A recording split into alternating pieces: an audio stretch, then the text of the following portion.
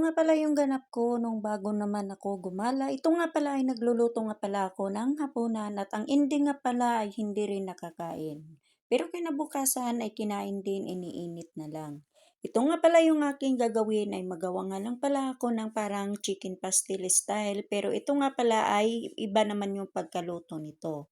At pagkatapos ko nga pala paglaga ng manok, kinahain ko na at para naman isunod ko na rin yung bigas.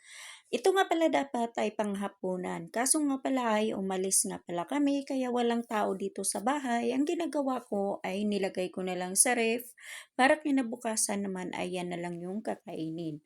At pagkatapos nga pala ng paghimay ng manok, ito na nga yung aking ginagawa. Gigisahin ko lang yan kasi nga luto naman yung manok. At habang naman ay nakasalang na nga pala yung kanin dyan.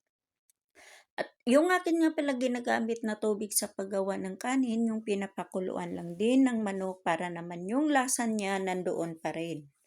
At ito nga pala yung aking pagluluto ay gisa-gisa lang yan hanggang sa mag-combine lang yung kulay niya kasi nga luto na rin yung manok.